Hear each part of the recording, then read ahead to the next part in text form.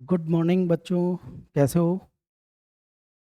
आज हम जो हमने कल जो इंट्रोडक्शन क्लास में जो स्टार्ट किया उसी इंट्रोडक्शन को एक बार अपन थोड़ा सा वापस एक बार रिकेप करते हैं उन चीज़ों को। आपको जहाँ भी कोई भी दिक्कत आए आप मुझे शेयर जरूर करें। ठीक है, तो स्टार्ट करते हैं एक बार। देखो बेटा, फर्स्ट ऑफ ऑल हम लोगों ने कल बात करी थी इलेक्ट्रॉनिक कॉन्फ़िगरेशन। इलेक्ट्रॉनिक कॉन्फ़िगरेशन के बारे में, मतलब इलेक्ट्रॉनिक विन्यास के बारे में। ठीक है, तो इलेक्ट्रॉनिक विन्यास को हमने कल समझा, इसी को एक बार वापस हम रिवाइज करते हैं।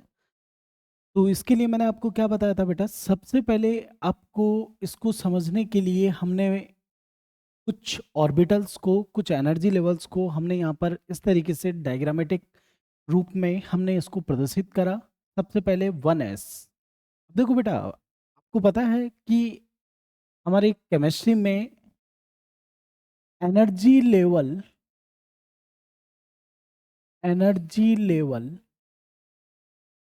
इक्वल किसके होता है? एनर्जी लेवल का वैल्यू क्या होता है? 1, 2, 3, 4, 5। यहाँ पर एनर्जी लेवल को एन से हम डिनोट करते हैं, एन से इसको प्रदर्शित किया जाता है। और एन का वैल्यू 1, 2, 3, 4, 5, 6, 7, 8, 9, 10 कुछ भी हम कंसिडर कर सकते हैं। ठीक है, और एनर्जी लेवल यानी कि इसी का एक और नाम है, इसको हम सेल भी बोलते हैं। ठीक है, एनर्जी लेवल में जो प्रेजेंट होता है उसको हम क्या बोलते हैं बेटा? सब सेल। आपने पढ़ा होगा 11th क्लास के अंदर सब सेल। और जैसे एनर्जी लेवल को एन से प्रदर्शित किया, एन से डिनोट किया, वैसे ही हम सब सेल को रिप्रेजेंट करते हैं किससे? स्मॉल एल से। और स्मॉल एल का वैल्यू कितना होता है बेटा?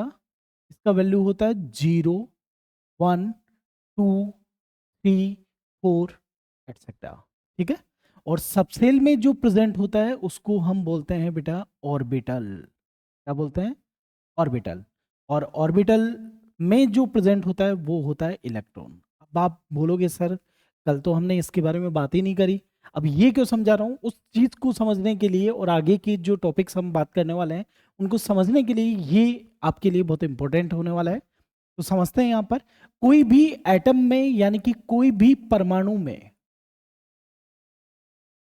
ये चीजें होती है। सबसे पहले आता है हमारे पास एनर्जी लेवल, फिर सेकंड नंबर पर आता है सबसेल, और थर्ड नंबर पर आता है ऑर्बिटल, और फोर्थ नंबर पर आता है इलेक्ट्रॉन। मतलब अगर आपके पास कोई एटम है तो एटम का ये जो सेंटर पार्ट होता है इसको हम नाभिक यानी कि न्यूक्लियस बोलते हैं।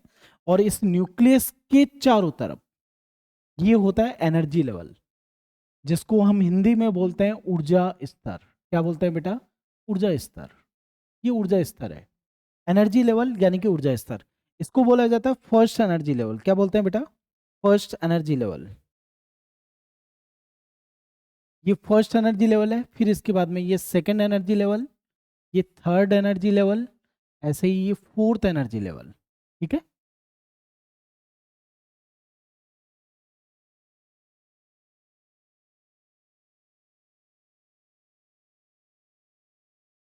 ये फोर्थ एनर्जी लेवल। तो ये n इक्वल कितना है बेटा? फर्स्ट। यहाँ पर n इक्वल कितना हो गया? 2। ये n इक्वल हो गया 3।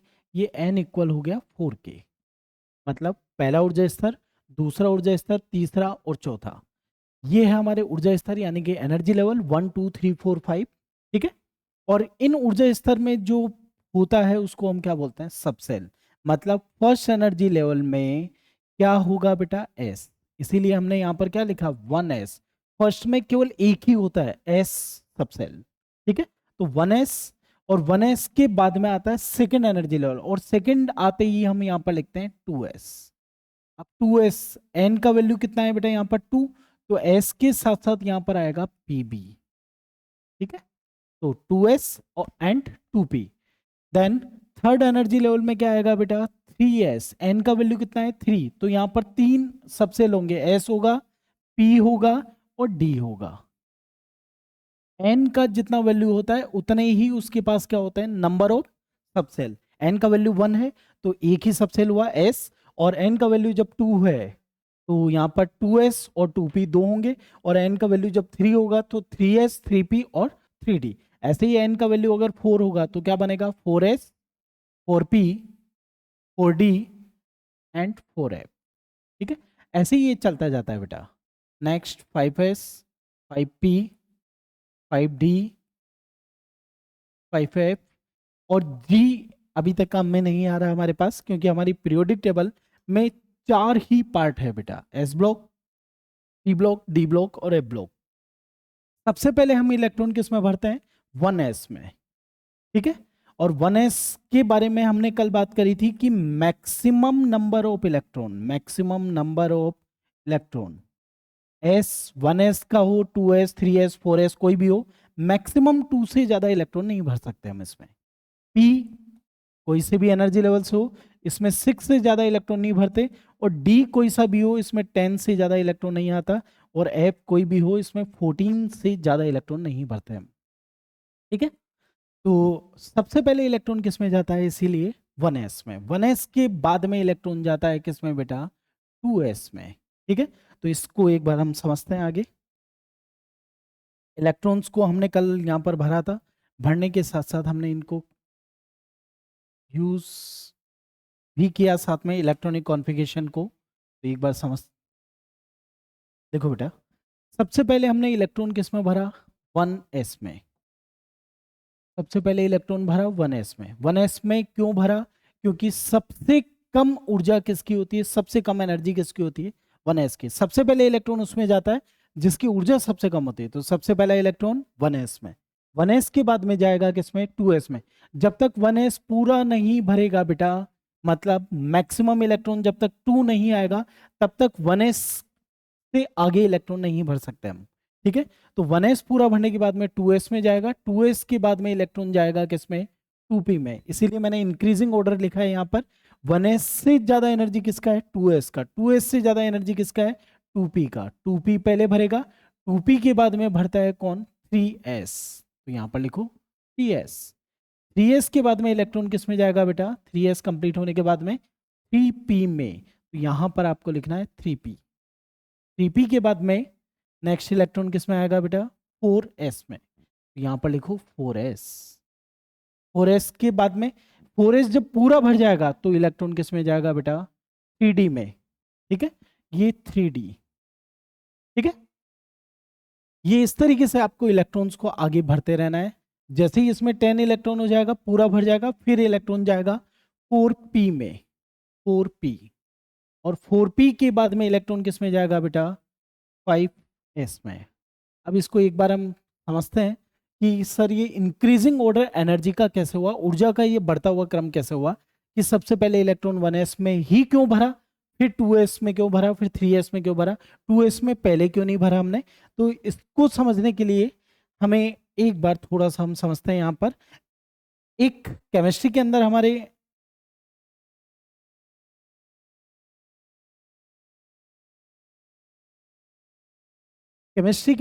पास 11th क्लास में एक टॉपिक होता है जिसका नाम है N+L रूल, यानी कि N+L नियम। याद है आपको, N+L नियम क्या होता है बेटा, N+L रूल क्या है, क्या कहता है ये N+L रूल, कि सबसे पहले इलेक्ट्रॉन उस सबसेल में, उस उपकोष में भरा जाता है जिसके लिए N+L का वैल्यू सबसे कम है। तो चेक करते हैं बेटा, यहाँ पर N+L का वैल्यू सबसे कम किसके लिए है। तो देखो यहाँ पर मैं एक छोटा सा टेबल बना रहा हूं आप लोगों के लिए। सबसे पहले यहाँ पर आपको लिखना है, जो भी ये हमारा इंक्रीजिंग ऑर्डर है इसको मैं यहाँ पर लिख रहा हूँ 1s में ही सबसे पहले क्यों भरा, 2s में क्यों नहीं भरा, तो 2p, फिर 3s, फिर 3p, फिर आपका 4s में क्यों भरा गया। तो इसको समझते हैं बेटा। यहाँ पर सबसे पहले आपको लिखना है n का वैल्यू, n का वैल्यू, वैल्यू ऑफ n। देखो एक बार, वैल्यू ऑफ n,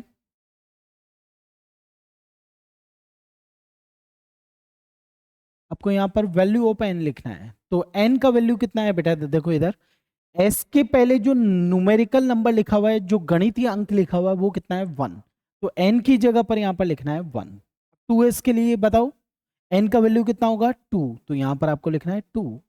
2p के लिए कितना होगा बेटा 2, 3s के लिए कितना होगा 3, 3p के लिए कितना होगा 3, 4s के लिए कितना होगा 4। समझ में आया?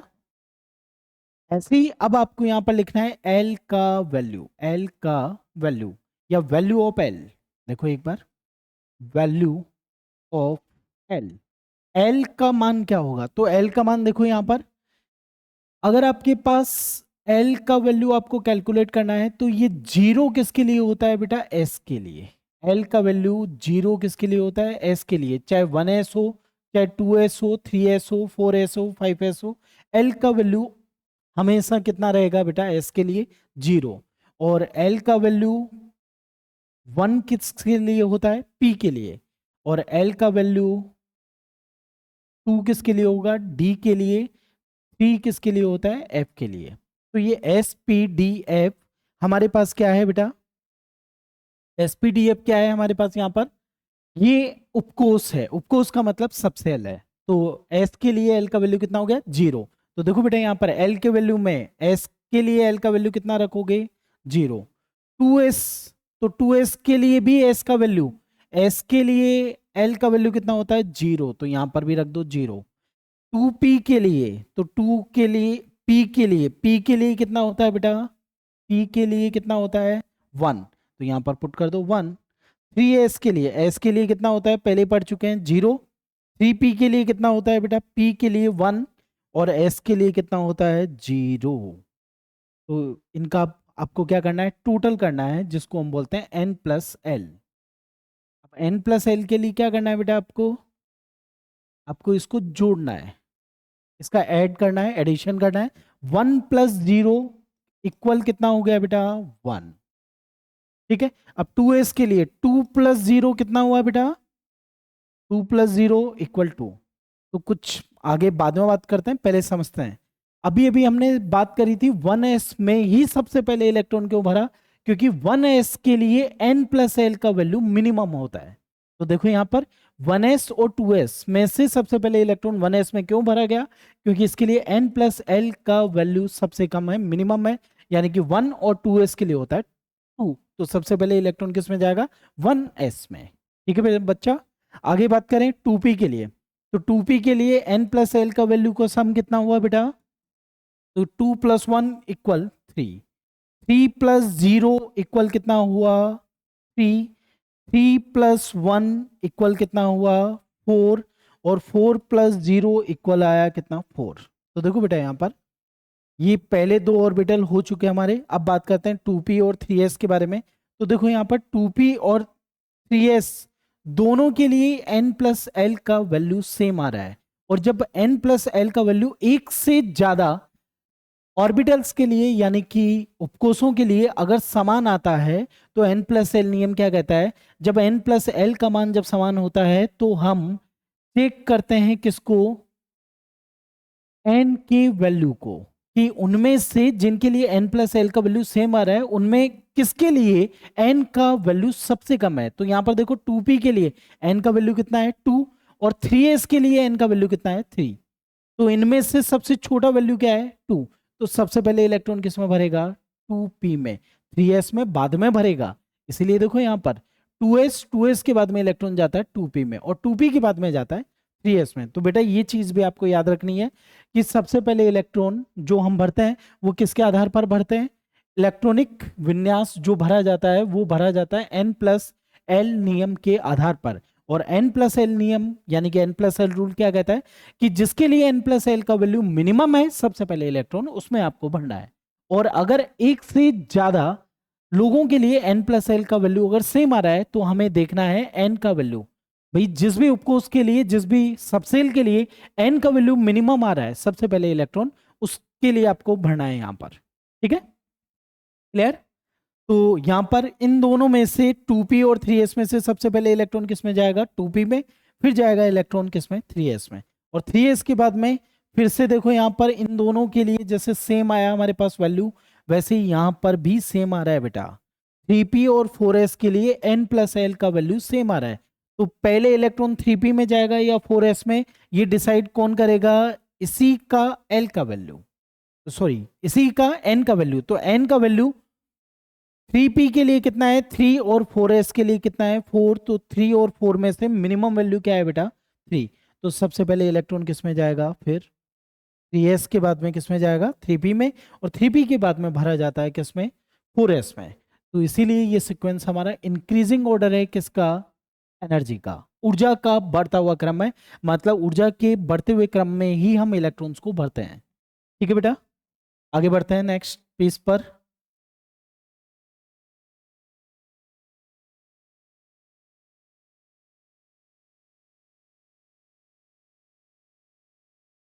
हाँ बेटा, अब नेक्स्ट एक बार रिवाइज करते हैं। कल हमने पढ़ा था हाइड्रोजन, ठीक है, हाइड्रोजन के बाद में हमने पढ़ा हीलियम, हीलियम के बाद में हमने पढ़ा लिथियम, फिर हमने पढ़ा बीई बेरिलियम, फिर हमने पढ़ा बोरोन, फिर हमने पढ़ा carbon, nitrogen, oxygen, fluorine, neon. ठीक है, अब इनमें सब में इलेक्ट्रॉनिक कॉन्फ़िगरेशन की अगर हम बात करें तो सबसे पहले इलेक्ट्रॉन, जितना एटॉमिक नंबर है बेटा उतने ही आपको इलेक्ट्रॉन्स भरने हैं। तो बेटा आप लोग यहाँ पर ध्यान रखिएगा कि आपको एटॉमिक नंबर ज़्यादा कुछ नहीं, तो हमारे को 1 से लेकर 30 तक एलिमेंट्स और उनके एटॉमिक नंबर यानी कि परमाणु और उनके परमाणु क्रमांक हमारे को याद होना चाहिए। ठीक है, तो 1 से 30 यानी कि 1 से 30 तक आपको याद रखना है। तो अब इनका इलेक्ट्रॉनिक विन्यास एक बार वापस लिखते हैं जल्दी से, 1s1। हीलियम का कितना होता है बेटा 1s2, लिथियम का कितना होगा 1s2 एंड 2s1। समझ में आया, जो अभी ऑर्डर लिखा हुआ था अपना, इस ऑर्डर के अकॉर्डिंग ही हमारे को लिखना है, इसी ऑर्डर में। सबसे पहले इलेक्ट्रॉन किस में जाएगा 1s 2s 2p 3s। एक बार इस ऑर्डर को यहाँ पर लिख देता हूँ आप लोगों के लिए, देखो बेटा इसी ऑर्डर को यहाँ लिख देता हूँ ताकि समझ में आ जाए आपको। सबसे पहले इलेक्ट्रॉन किस में गया 1s में, 1s के बाद में 2s, 2s के बाद में 2p, 2p के बाद में 3s, 3s के बाद में 3p, और 3p के बाद में इलेक्ट्रॉन जाता है 4s में, और 4s के बाद में जाता है किसमें 3d में। ठीक है, अभी अपना इससे काम हो जाएगा। तो एक बार देखो बेटा, 3 इलेक्ट्रॉन भरने थे, सबसे पहले इलेक्ट्रॉन गया 1s में, 1s2, s में मैक्सिमम 2 इलेक्ट्रॉन्स भर सकते हो, तो यहाँ पर लिखा मैंने 1s2, और 2s में एक इलेक्ट्रॉन, क्योंकि टोटल 3 ही है तो मुझे 3 इलेक्ट्रॉन भरने थे, 2 यहाँ भर चुका, एक यहाँ भर दिया। अब बेरिलियम में भरना है तो क्या लिखा 1s2 2s2। ठीक है, बोरोन में भरना है 5 इलेक्ट्रॉन भरने हैं, तो सबसे पहले इलेक्ट्रॉन 1s में, फिर 2s में, फिर जाएगा 2p में, तो आपको लिखना है 1s2 2s2 2p1। अब कार्बन की बात करें तो कार्बन का कॉन्फ़िगरेशन होता है 1s2 2s2 2p2। नाइट्रोजन की अगर बात करें तो 1s2 2s2 2p3। ऑक्सीजन की अगर बात करें 1s2 2s2 2p4। फ्लोरीन की अगर बात करें 1s2 2s2 2p5, और नियोन के केस में होता है 1s2 2s2 2p6। ठीक है बेटा, ये हो गया हमारा पहले 10 एलिमेंट हमारे पास। ठीक है, पहले 10 तत्व हमारे हो गए। इसके बाद में आता है सोडियम, सोडियम के बाद में मैग्नीशियम, एल्यूमिनियम, सिलिकॉन। ठीक है, ऐसे ही ये करते करते करते पोटेशियम आप लोग याद रखना, और कैल्शियम। ठीक है, एटॉमिक नंबर 11 12 13 14 15। ठीक है, और एक और इसके बाद वाले जो हमारे पास है पीरियोडिक टेबल के जो सबसे इंपॉर्टेंट एलिमेंट है यानी कि डी ब्लॉक, स्कैंडियम, टाइटेनियम, हमने इनके बारे में भी कल बात करी थी। क्रोमियम, मैग्नीज, आयरन, कोबाल्ट, निकल, कॉपर और जिंक। ठीक है बेटा, ये आपको यहाँ तक 30 एलिमेंट तक आपको याद रखना है। ठीक है, इलेक्ट्रॉन आपको इसी सीक्वेंस में भरना है। जैसे कि मैं बात करूं सिलिकॉन की, मुझे सिलिकॉन में इलेक्ट्रॉन भरना है, तो 14 इलेक्ट्रॉन भरने हैं, 1s2 2s2 2p6। तो 6 2p6 होते ही यहाँ पर टोटल 10 इलेक्ट्रॉन हो गए, 2 इसके 6 इसके 10 इलेक्ट्रॉन हो गए। अब बचे 2 इलेक्ट्रॉन किस में भरे 3s में, अभी भी 2 इलेक्ट्रॉन बचे तो आपको किस में भरना है 3p में। ठीक है बच्चा पार्टी, ये है अपना क्या बेसिक आज का।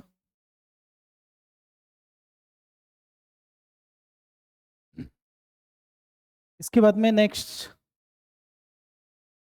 देखो बेटा, कल मैंने इसी के साथ साथ आपको अब इलेक्ट्रॉनिक कॉन्फ़िगरेशन क्यों जरूरी है, इसके कुछ रीजन है बेटा, कि ये बेसिक हमारा जो मूल बेस, हमारा जो केमिस्ट्री का बेस है वो डिसाइड करता है ये इलेक्ट्रॉनिक कॉन्फ़िगरेशन, और ये छोटे मोटे कुछ टॉपिक जो हमें इनके बारे में पता होना चाहिए, और उनमें से एक है हमारा ऑक्सीडेशन नंबर।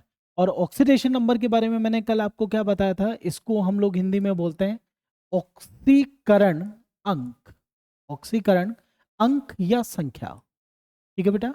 तो ऑक्सीकरण अंक यानी कि ऑक्सीडेशन नंबर होता क्या है कि कोई भी एलिमेंट कितने इलेक्ट्रॉन लूज कर रहा है, यानी कि लॉस या फिर गेन ऑफ इलेक्ट्रॉन। कोई भी एलिमेंट कितने इलेक्ट्रॉन गेन करे या कितने इलेक्ट्रॉन लूज करे, वो उसका होता है क्या, ऑक्सीडेशन नंबर। तो जरा चेक करें बेटा, हाइड्रोजन का ऑक्सीडेशन नंबर कितना होगा।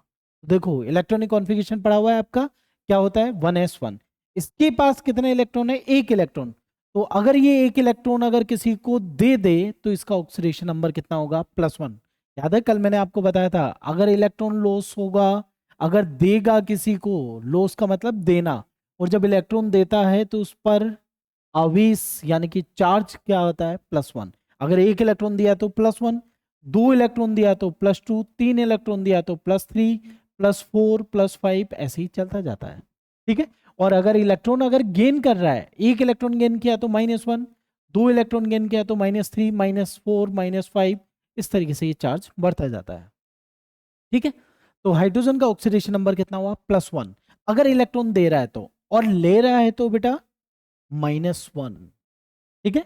ऐसे ही अब चलो आप मुझे ये बताओ, हीलियम का ऑक्सीकरण अंक क्या होगा।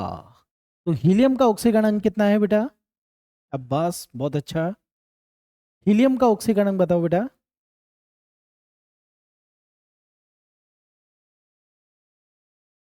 हीलियम का ऑक्सीकरण अंक, ऑक्सीडेशन नंबर, देखो बेटा हीलियम आपको पता है नोबल गैस एलिमेंट है, और नोबल गैस एलिमेंट का मतलब इसका इलेक्ट्रॉनिक कॉन्फ़िगरेशन क्या होता है, 1s2, ठीक है। तो 1s2 पूरा भरा हुआ है बेटा। एस की मैक्सिमम लिमिट कितनी होती है, कितने इलेक्ट्रॉन भर सकते हैं इसमें, दो इलेक्ट्रॉन, इसके पास पूरे दो इलेक्ट्रॉन भरे हुए हैं, तो ये एस में से एक भी इलेक्ट्रॉन, और आपको पता है बेटा अभी हमने जब डायग्राम बनाया था ये सबसे पहले, एस में मैक्सिमम दो इलेक्ट्रॉन भर सकते हैं, और फर्स्ट एनर्जी लेवल में एस के अलावा कोई दूसरा नहीं होता। इसका मतलब कि 1s के पास हम पहले एनर्जी लेवल में एक से, जो एन का वैल्यू जो एक है, उसमें एक से ज्यादा इलेक्ट्रॉन को हम नहीं भर सकते। तो एक से ज्यादा इलेक्ट्रॉन जब हम नहीं भर सकते, इस एन, एन बराबर एक जब हमारे पास है यहां पर, तो इसमें देखो बेटा एन बराबर एक है, तो एस में कितने इलेक्ट्रॉन आए, दो इलेक्ट्रॉन, एस में दो इलेक्ट्रॉन, और 1s के अलावा 1p नहीं होता। इसका मतलब ये पूरा भरा हुआ है, पूरा भरा हुआ का मतलब इसको हम बोलते हैं फुलफिल्ड, पूर्ण पूरित कक्षक है ये। और पूर्ण पूरित कक्षक क्या होता है, फुलफिल्ड क्या होता है, पूर्ण पूरित कक्षक क्या होता है बेटा, स्थायी होता है। ये पूर्ण पूरित कक्षक बोलो या इसको विन्यास भी आप बोल सकते हो, ठीक है। फुलफिल्ड कॉन्फ़िगरेशन, ये फुलफिल्ड कॉन्फ़िगरेशन यानी कि पूर्ण पूरित विन्यास जो होता है ये मोर स्टेबल होता है, मोर स्टेबल। तो मोर स्टेबल का मतलब इसका स्थायित्व क्या है बेटा, ज्यादा, ये अधिक स्थायी है। तो अधिक स्थायी होने के कारण ये ना तो अपने इलेक्ट्रॉन किसी को देगा और ना ही किसी के इलेक्ट्रॉन लेगा, ठीक है। तो ये अधिक स्थायी होता है, तो अधिक स्थायी के कारण ये किसी से बंद नहीं बनाता, और जब बंद नहीं बनाता तो इसका ऑक्सीकरण अंक कितना होगा, 0, ठीक है बेटा, याद रहेगा आपको। हीलियम के बाद में नेक्स्ट आता है आपके पास लिथियम, और लिथियम का एटॉमिक नंबर कितना है, 3, और लिथियम का कॉन्फ़िगरेशन होता है 1s2 2s1। तो बताओ जरा इसका ऑक्सीडेशन नंबर क्या होगा। ऑक्सीडेशन नंबर कैसे कैलकुलेट करते हैं बेटा, कि कोई भी तत्व का जो विन्यास है उसके बाह्यतम कोश में यानी कि आउटरमोस्ट सेल में टोटल कितने इलेक्ट्रॉन है, उन इलेक्ट्रॉन्स के आधार पर हम ऑक्सीकरण अंक हम कैलकुलेट करते हैं, ऑक्सीडेशन नंबर हम कैलकुलेट करते हैं। तो देखो जरा बेटा यहाँ पर 2s का मतलब इस सेकंड एस के पास एक ही इलेक्ट्रॉन है, तो एक ही इलेक्ट्रॉन है मतलब एक इलेक्ट्रॉन देगा, और एक इलेक्ट्रॉन देगा तो इसका ऑक्सीडेशन नंबर कितना होगा? शाबाश निकिता यादव, वेरी गुड। इसका ऑक्सीडेशन नंबर कितना है बेटा? +1। ऑक्सीडेशन नंबर कितना होगा? +1। ठीक है। एनआई एलआई के बाद में नेक्स्ट आता है आपका बेरिलियम। चलो अब जरा मुझे ये बताओ, बीई का ऑक्सीडेशन नंबर क्या होगा? जल्दी से बताओ बेटा।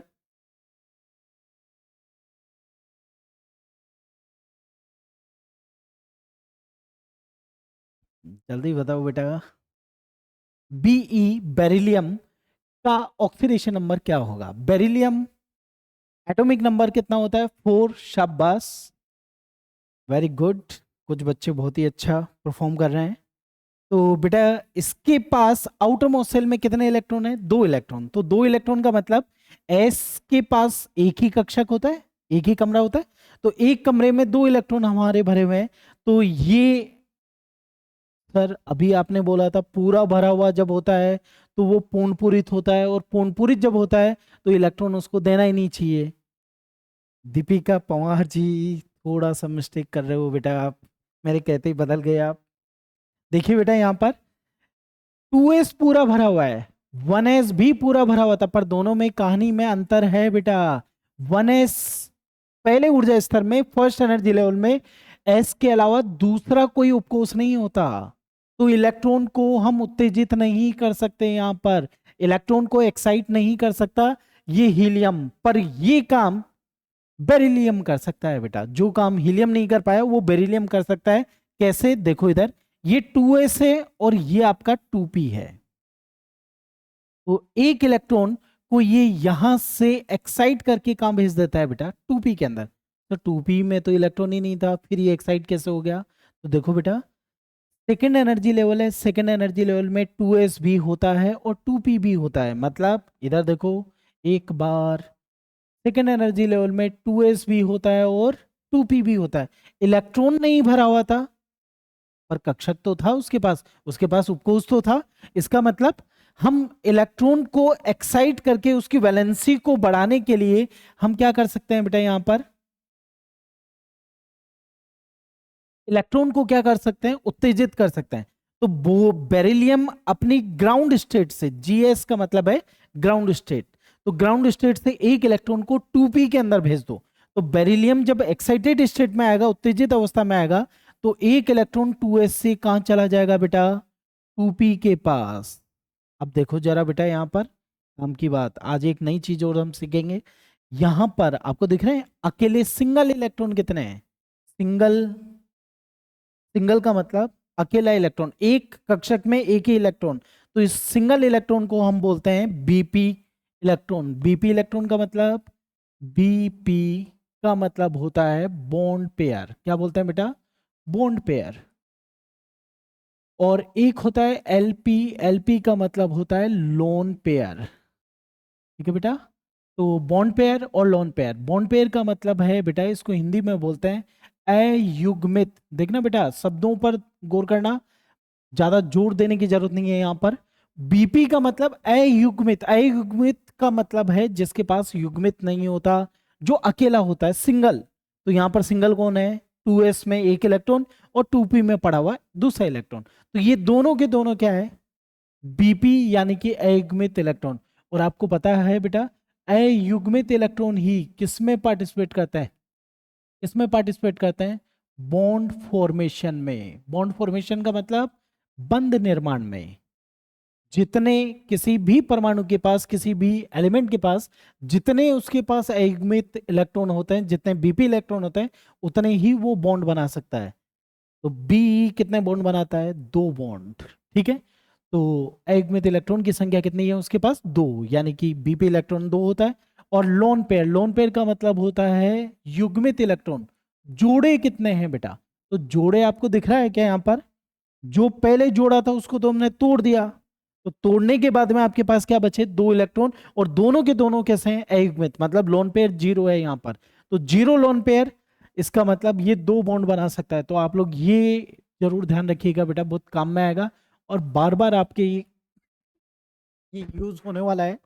ठीक है। तो ये आपका बेरिलियम कितना दो इलेक्ट्रॉन, दो बॉन्ड बनाएगा, इसका मतलब इसका ऑक्सीडेशन नंबर कितना हुआ बेटा, +2। अंसा गुजर, वेरी गुड, शाबाश बेटा। इसका ऑक्सीडेशन नंबर कितना हुआ, +2। ठीक है निकिता, वेरी गुड, शाबाश। ठीक है बेटा, ये सारी चीजें आपने सही कहा, ये हमारे बॉन्ड बनाने में भी यूज होगा। ठीक है, ये हम आपने, आपको याद होगा 11th क्लास में आपने पढ़े हुए हैं ये आपके टॉपिक। तो ये मैं सारी छोटी छोटी चीजें आप लोगों के लिए स्टार्ट कर रहा हूं ताकि आप इन चीजों को समझ सकें। ठीक है बेटा, तो इसके बाद में अब देखो यहाँ पर बेरिलियम हो गया। बेरिलियम के बाद में नेक्स्ट एग्जांपल है हमारा बोरोन, और बोरोन का एटॉमिक नंबर कितना है बेटा, 5। तो जरा बताएं, बेरिलियम के बाद में बोरोन का इलेक्ट्रॉनिक कॉन्फ़िगरेशन क्या है, 1s2, 2s2, 2p, कितना हो गया, 4 और एक 5, तो टोटल 5 इलेक्ट्रॉन। तो 2s और 2p के पास आउटर मोस्ट शेल में टोटल नंबर ऑफ इलेक्ट्रॉन कितना है बेटा, 3 इलेक्ट्रॉन्स। तो इन 3 इलेक्ट्रॉन्स को आप यहाँ पर ऑर्बिटल में इनको प्रदर्शित करें, इनको बॉक्स में बना दें। बॉक्स का ध्यान रखें बेटा, एस के लिए एक ही बॉक्स बनता है, पी के लिए 3 बॉक्स बनते हैं। 3 बॉक्स क्यों बनते हैं बेटा, ये भी पता होगा आपको। देखो इधर एस के पास एक ही ऑर्बिटल होता है, पी उपकोष जो होता है, पी सबसेल जो होता है, इसके पास, इसके पास क्या है बेटा, 3 कक्षक होते हैं। क्यों, क्योंकि एक का नाम होता है पी एक्स, एक का नाम होता है पी वाई, और एक का नाम होता है P Z, P X P Y P Z. इसलिए हम यहाँ पर 3 कमरे बनाते हैं पी के लिए। ठीक है, तो पी में एक इलेक्ट्रॉन। अब बताओ जरा क्या करें यहाँ पर, बोरोन इस कंडीशन पर बताओ इसके पास नंबर ऑफ अनपेड इलेक्ट्रॉन कितना है बेटा, बीपी में कितना दिख रहा है यहाँ पर, बीपी इलेक्ट्रॉन कितना है, 1। ठीक है, तो बीपी इलेक्ट्रॉन कितना है हमारा, 1।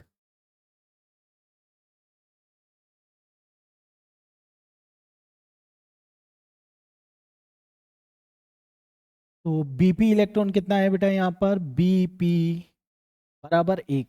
और एलपी भी दिख रहा है आपको यहाँ पर, लोन पेयर, लोन पेयर बराबर कितना है, 1। तो यहाँ पर एलपी और बीपी एक एक है, इसका मतलब तो बोरोन को एक ही बॉन्ड बनाना चाहिए। पर आपको याद है बोरोन कभी भी एक बॉन्ड नहीं बनाता बेटा, BCl3 हमने पढ़ा है, BF3 हमने पढ़ा है। इसका मतलब बोरोन 3 बॉन्ड बनाता है। और 3 बॉन्ड कब बनाएगा बेटा, जब बोरोन अपनी ग्राउंड स्टेट से कहां पर आ जाए बेटा, एक्साइटेड स्टेट में, मतलब इस एक इलेक्ट्रॉन को कहां भेज दे, 2p के अंदर। तो 2p में क्यों भेजा है, क्योंकि 2p कक्षक इसका क्या पड़ा है बेटा, खाली। तो खाली होने की वजह से ये इलेक्ट्रॉन कहां से कहां चला जाएगा बेटा, ये इलेक्ट्रॉन कहां जाएगा, एक इलेक्ट्रॉन 2s से कहां चला गया, 2p में। तो नंबर ऑफ अनपेड इलेक्ट्रॉन एक नहीं होता बेटा, कितने होते हैं इसके पास, अयुग्मित इलेक्ट्रॉन, बीपी इलेक्ट्रॉन की संख्या कितनी होती है, 3। इसीलिए बोला जाता है बोरोन 3 बॉन्ड बनाता है। अब ऑक्सीडेशन नंबर तो हम जानते ही हैं। बोरोन अगर किसी ऐसे एलिमेंट के साथ अगर बॉन्ड बना रहा है जो उससे ज्यादा ताकतवर है, तो ज्यादा ताकतवर होगा तो इसको इलेक्ट्रॉन का क्या होगा, बोरोन को नुकसान, यानी कि खुद के इलेक्ट्रॉन अगर देगा तो बोरोन का ऑक्सीडेशन नंबर कितना होगा, +3। और 3 इलेक्ट्रॉन अगर किसी से ले लिए इसने, मतलब किसी कमजोर लेस ईएन एलिमेंट के साथ अगर बॉन्ड बनाता है, मतलब कम विद्युत ऋणी तत्व से अगर ये साझा करता है, तो इसका ऑक्सीडेशन नंबर कितना होगा, -3। ठीक है, तो +3 या -3, क्लियर है बेटा यहां तक की कहानी। आगे चलते हैं नेक्स्ट पेज पर। बोरोन के बाद में अब आराम से सुनना बेटा, बहुत इंपॉर्टेंट चीज आने वाली है अपने पास।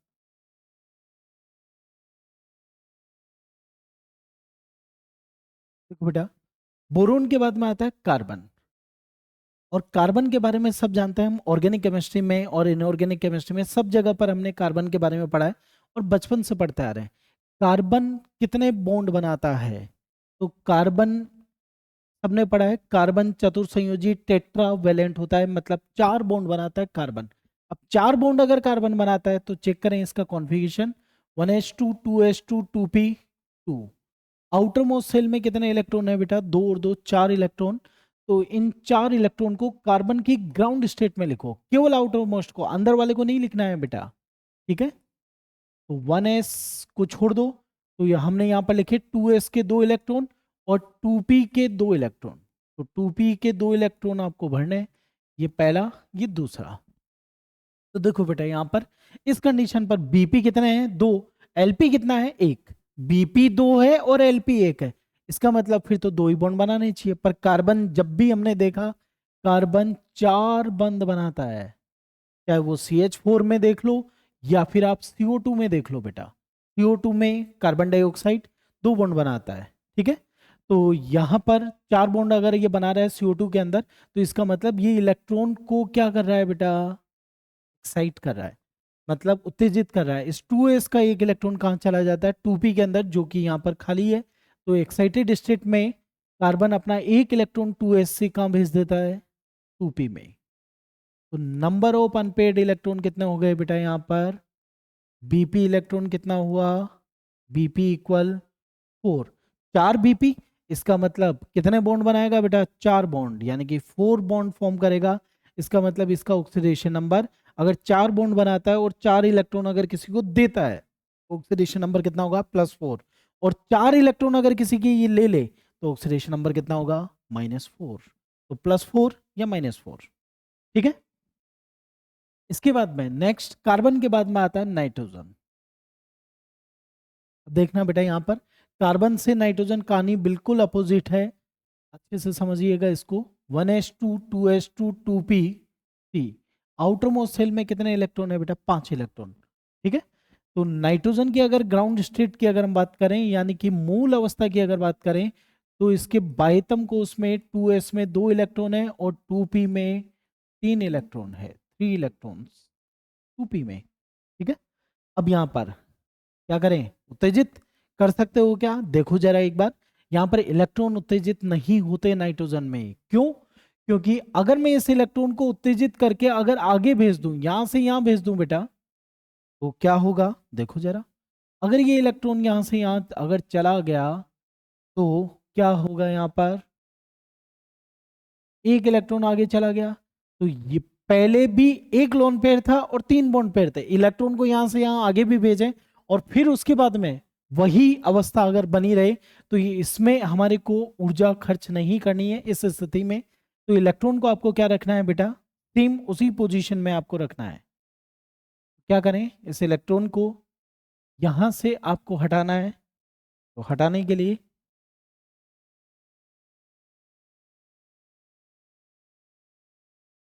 देखो बेटा, तो ये अपनी मूल अवस्था में जैसे था वैसे के वैसे ही रहेगा इलेक्ट्रॉन। इसका मतलब यहाँ पर इलेक्ट्रॉन उत्तेजित नहीं होगा, ये इलेक्ट्रॉन यहाँ से यहाँ या आगे वाले में या आगे वाले में नहीं जाता, ठीक है। तो इसका मतलब नाइट्रोजन के पास बीपी इलेक्ट्रॉन कितना होगा बेटा, 3, 3 बीपी, और एलपी कितना होगा, 1। अब आप बोलोगे सर एलपी और बीपी तो समझ में आ गया हमारे को, इनका यूज क्या है, तो यूज को भी देखते हैं एक बार। एक लास्ट एग्जांपल और हम समझ लेते हैं, ऑक्सीजन, जिसका इलेक्ट्रॉनिक कॉन्फ़िगरेशन आपने लिखा 1s2 2s2 2p4।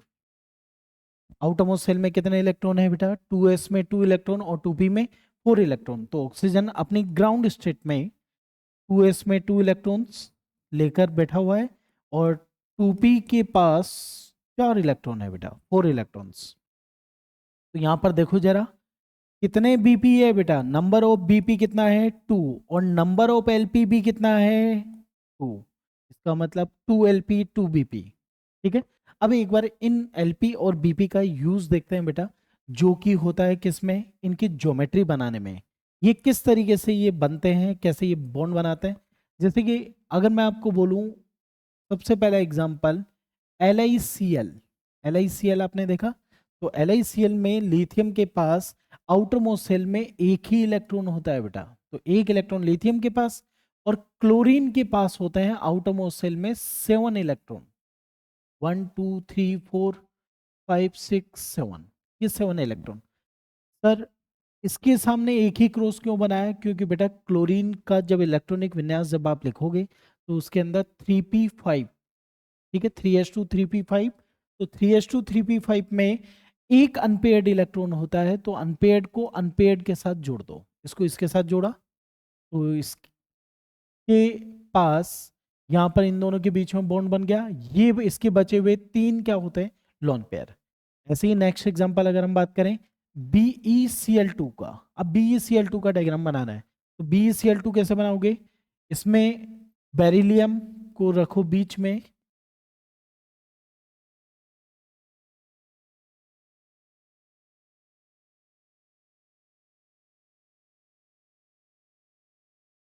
BeCl2, Be central atom, then chlorine, chlorine कितने हैं बेटा, 2 क्लोरीन है, तो दोनों क्लोरीन को लेफ्ट और राइट में टेस्ट कर दो, ठीक है। अब बी का इलेक्ट्रॉनिक कॉन्फ़िगरेशन क्या होता है बेटा, अभी थोड़ी देर पहले पढ़ा था हमने, देखो इधर बी का 1s2, 2 इलेक्ट्रॉन थे जो कि 2s में दोनों के दोनों पेयर थे, तो बेरिलियम अपनी ग्राउंड स्टेट से एक्साइटेड स्टेट में आया, इलेक्ट्रॉन को जैसे ही उत्तेजित करके आगे भेजा एक्साइटेड स्टेट में, तो नंबर ऑफ अनपेड इलेक्ट्रॉन कितने हो गए, 2, इसका मतलब बेरिलियम कितने बॉन्ड बनाएगा बेटा, 2 बॉन्ड, इसका मतलब इसके पास कितने बीपी, 2 बीपी, एक बीपी को आप रख दो कहां पर, क्लोरीन की तरफ,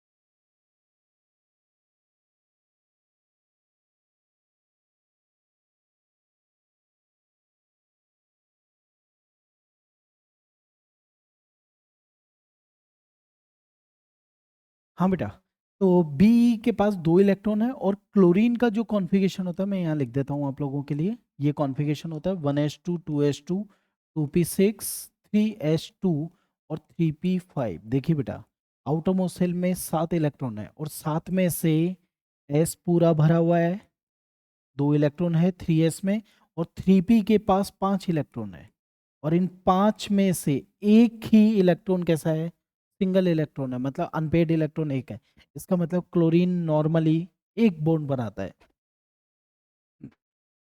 और ये वाला क्लोरीन इसके पास भी क्या होगा, वही सेम कॉन्फ़िगरेशन, एक बीपी इलेक्ट्रॉन, तो इसके बीपी को इसके बीपी के साथ जोड़ दो, इसकी बॉन्डिंग इसके साथ हो गई, इसकी बॉन्डिंग इसके साथ हो गई। अब बचे हुए क्लोरीन के पास क्या है बेटा, इसके अलावा बचे हुए इलेक्ट्रॉन्स क्या है हमारे, कितने बीपी है यहाँ पर, एलपी कितने हैं, बीपी के अलावा, बीपी एक है, बीपी के अलावा एलपी कितने हैं, 1 2 और 3, 3 सेट है, तो आपको क्या करना है, यहाँ पर 3 इलेक्ट्रॉन को ऐसे प्रदर्शित करना है, एक लोन पेयर के 2 इलेक्ट्रॉन को एक साथ लिखना है क्रॉस, कोई भी एक एलिमेंट के इलेक्ट्रॉन को आपको डॉट से प्रदर्शित करना है, और दूसरे के इलेक्ट्रॉन को, उसके पड़ोसी के इलेक्ट्रॉन को क्रॉस से रिप्रेजेंट करना है, तो ये आपका क्रॉस हो गया, ये क्रॉस, ये क्रॉस, मतलब 2 क्रॉस का मतलब एक लोन पेयर, ठीक है। आप क्रॉस से भी बना सकते हो, आप चाहो तो डॉट से भी बना सकते हो, ठीक है। सेम ऐसे ही इसका क्रॉस, कितने 3 लोन पेयर बनाने हैं, एक लोन पेयर, 2 लोन पेयर, और ये 3 लोन पेयर, ठीक है। ये बन गया हमारा BeCl2 मॉलिक्यूल, ठीक है। देन BeCl2 के बाद में नेक्स्ट है हमारे पास BCl3, BCl3 molecule, boron 3 bond बनाता है, हम लोग पढ़ चुके हैं अभी भी, यानी कि बोरोन का वैलेंसी कितना होता है, 3, तो चेक करें बेटा, तो यहाँ पर एक बार वापस लिख देता हूँ, बोरोन इलेक्ट्रॉनिक कॉन्फ़िगरेशन होता है 1s2 2s2 2p1, ठीक है बेटा, और साथ में बॉन्ड बनाने वाला कौन है, क्लोरीन, और क्लोरीन का कॉन्फ़िगरेशन अभी भी पढ़ा हमने 1s2 2s2 2p6 3s2 3p5 होता है, तो इसके आउटरमोस्ट शेल में 3s में 2 इलेक्ट्रॉन है, और 3p के पास 5 इलेक्ट्रॉन है, ठीक है बेटा, और इधर बोरोन के पास कितने इलेक्ट्रॉन, 2 इलेक्ट्रॉन 2s में, और एक इलेक्ट्रॉन किसके पास है, 2p के पास, तो बोरोन, 3 क्लोरीन आपको दिख रहे हैं मॉलिक्यूल में दिए हुए हैं, 3 क्लोरीन साथ में बोरोन के साथ में, इसका मतलब बोरोन कम से कम 3 बॉन्ड तो बनाएगा, भाई सबके साथ एक एक बॉन्ड बनाए तो कम से कम 3 बॉन्ड, और 3 इलेक्ट्रॉन हमारे को टोटल दिख रहे हैं, तो 3 बॉन्ड कब बना सकता है, जब ये इलेक्ट्रॉन कहाँ चला जाए, 2p के अंदर, जो कि खाली कक्षा किसके पास पड़ा है, तो बोरोन अपनी ग्राउंड स्टेट से अपने खुद के इलेक्ट्रॉन को एक्साइटेड स्टेट में भेज देता है, मतलब एक इलेक्ट्रॉन इस 2s से कहाँ चला जाता है बेटा, 2p में चला जाता है, तो एक इलेक्ट्रॉन हमने आगे भेज दिया, तो बोरोन के पास कितने बीपी हो गए बेटा, 3 बीपी इलेक्ट्रॉन, एलपी एक भी नहीं है, इसका मतलब बोरोन 3 बॉन्ड बनाएगा, बीच में बनाओ बोरोन। अब बोरोन की ये तीनों इलेक्ट्रॉन यहां पर प्रदर्शित कर दो, 1 2 और 3। किसके साथ बनाएगा ये बोरोन? इस क्लोरीन के साथ। 3 क्लोरीन है, मैंने एक ही बनाया है यहाँ पर क्योंकि सबका इलेक्ट्रॉनिक विन्यास सेम ही होता है। तो 3s2 3p5। तो 3p5 का मतलब लोन पेयर कितने हैं बेटा? 3। यानी कि इसके जस्ट सामने आप डैश डैश करके यहाँ पे क्लोरीन बना दो, और क्लोरीन के ये 3 लोन पेयर, एक लोन पेयर, ये दूसरा लोन पेयर, ये तीसरा लोन पेयर, ये 3 लोन पेयर मैंने बना दिए। बीपी एक ही है बेटा, तो एक बीपी को यहाँ पर बना दो आप। टोटल इलेक्ट्रॉन काउंट कर लेना, 1 2 3 4 5 6 7। ये 7 इलेक्ट्रॉन क्लोरीन के हैं, ठीक है। सेम ऐसे ही इधर बना दो, डेस डे डे डेस क्रॉस बीपी इलेक्ट्रॉन क्लोरीन का, और बाकी 3 लोन पेयर यहाँ बना दो, 1 2 1 2 1 2, ठीक है। सेम ऐसे ही यहाँ बना दो क्लोरीन 1 2 3, ठीक है बेटा। ये बन गया हमारा BCl3 मॉलिक्यूल, ठीक है। अब BCl3 के बाद में नेक्स्ट मॉलिक्यूल आता है हमारा CH4, जो कि हमने बहुत अच्छे से देखा है, बहुत पढ़ा है इसको बार बार हमने। तो यहां पर देखो बेटा, यहां पर CH4 में क्या है हमारे पास?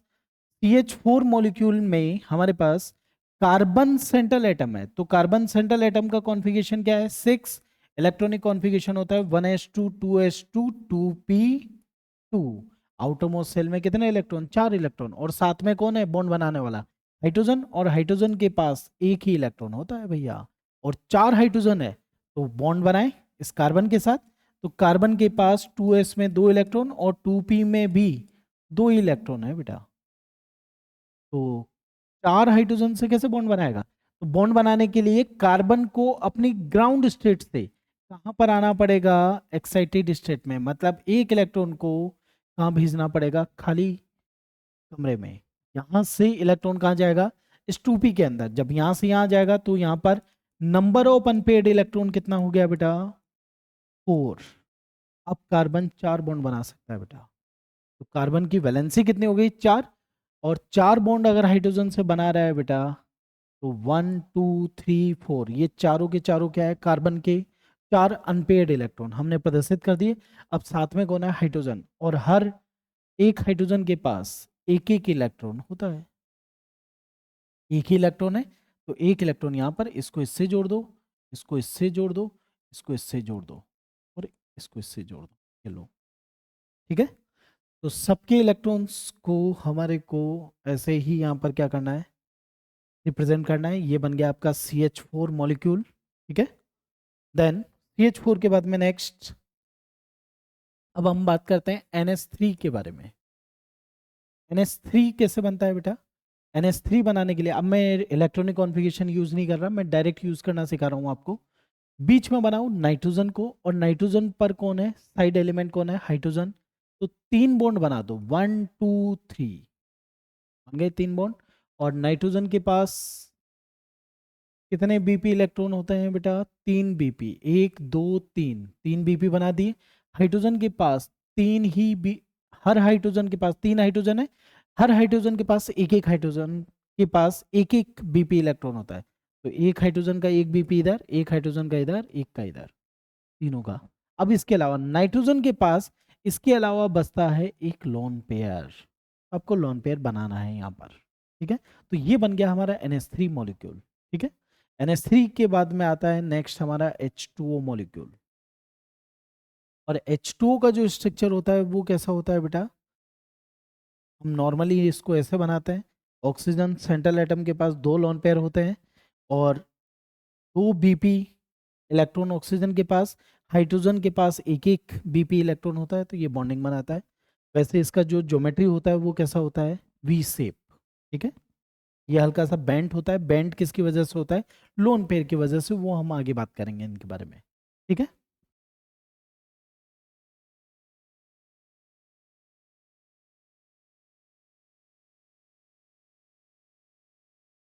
दीपिका पंवार, अनिल कुमार, हंसा गुजर, कोमल, निकिता, टीना, वेरी गुड, शाबाश बेटा। आपका कॉन्फिडेंस मेरा कॉन्फिडेंस, आप ऐसे ही लगे रहें मेरे साथ, मेहनत करते रहें। आपके जो भी डाउट और क्वेरी हो आप मुझे बताते रहें बेटा, ठीक है। तो ये हमारा NH3 और H2O मॉलिक्यूल हमारा कंप्लीट हुआ। इसके बाद में देखो बेटा, आप लोग ऑक्सीडेशन नंबर आप पढ़ चुके हो, आप कैलकुलेट कर सकते हो किसी का भी, ठीक है। इसके बाद में वैलेंसी मैं आपको बता चुका हूँ। वैलेंसी, वैलेंसी का मतलब कितने बॉन्ड बनाता है, जो भी एलिमेंट किसी दूसरे के साथ कितने बॉन्ड बना रहा है, जितने बॉन्ड बनाएगा, number of bond, number of bond formation, भैया जितने बॉन्ड बनाएगा वही उसकी क्या होगी, वैलेंसी। और ऑक्सीडेशन नंबर का मतलब लॉस या फिर गेन ऑफ इलेक्ट्रॉन, भैया जितने इलेक्ट्रॉन देगा या जितने इलेक्ट्रॉन लेगा वो उसका क्या होगा, ऑक्सीडेशन नंबर, ठीक है। तो ये ऑक्सीडेशन नंबर और इलेक्ट्रॉनिक कॉन्फ़िगरेशन हमारा यहाँ तक कंप्लीट हुआ, ठीक है। आगे हम और कुछ नया टॉपिक आप लोगों के लिए एक बार डिस्कस करते हैं यहाँ पर।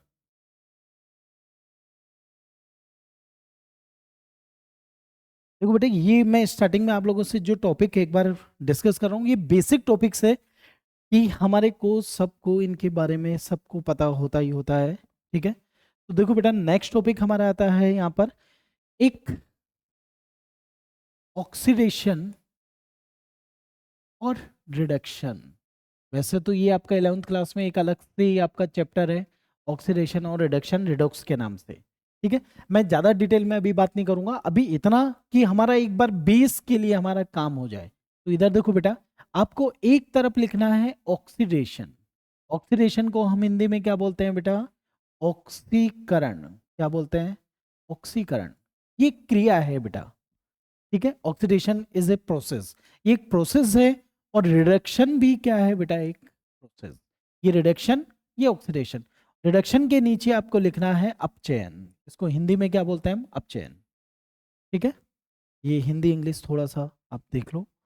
ऑक्सीडेशन और रिडक्शन, रिडक्शन के नीचे आपको लिखना है अपचयन और ऑक्सीडेशन के नीचे लिखना है ऑक्सीकरण। और ऑक्सीडेशन के बाद में यहां पर आपको नीचे लिखना है ऑक्सीडाइजिंग। क्या लिखना है, ऑक्सीडाइजिंग। और रिडक्शन के नीचे लिखना है रिड्यूसिंग, ये रिड्यूसिंग। देखो बेटा, ये दोनों चीजें अलग अलग है, ऑक्सीडेशन ऑक्सीडाइजिंग, रिडक्शन रिड्यूसिंग, ये दो अलग अलग प्रोसेस है, दो अलग अलग बातें हैं यहाँ पर। तो इनको समझने के लिए मैं एक बार ये समझा रहा हूं आपको। ऑक्सीडेशन का मतलब क्या होता है,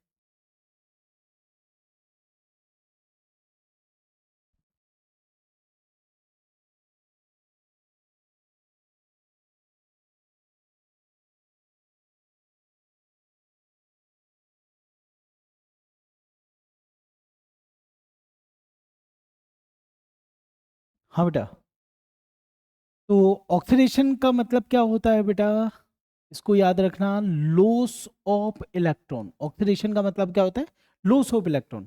मतलब ऑक्सीडेशन का मतलब ऐसा, ऐसी अभिक्रिया या ऐसा मेथड, ऐसा प्रोसेस जिसमें कोई भी एलिमेंट अगर इलेक्ट्रॉन को लूज कर रहा है, इलेक्ट्रॉन दे रहा है, मतलब उसका क्या हो रहा है, ऑक्सीडेशन। अगर किसी के पास पॉजिटिव चार्ज बढ़ रहा है, कोई +1 में था, +1 से +2 में आ गया, तो इसका मतलब क्या हो रहा है, उसका ऑक्सीडेशन, ठीक है। कोई +4 में है, +4 से +6 पर पहुंच गया या +7 पर पहुंच गया, तो भी क्या हो रहा है, उसका ऑक्सीडेशन। और कोई अगर -1 से 0 में आया तो क्या होगा, ऑक्सीडेशन, ठीक है। माइनस से 0 में आया तो भी क्या होगा, ऑक्सीडेशन। ये भी मैं आपको और समझाऊंगा डिटेल में, अभी इतना सा समझो। ऑक्सीडेशन का मतलब होता है लॉस ऑफ इलेक्ट्रॉन, इलेक्ट्रॉन अगर कोई त्याग रहा है इसका मतलब ऑक्सीडेशन। रिडक्शन का मतलब क्या होता है बेटा, गेन ऑफ इलेक्ट्रॉन, अगर कोई इलेक्ट्रॉन गेन करता है तो उसको हम क्या बोलते हैं, रिडक्शन, ठीक है।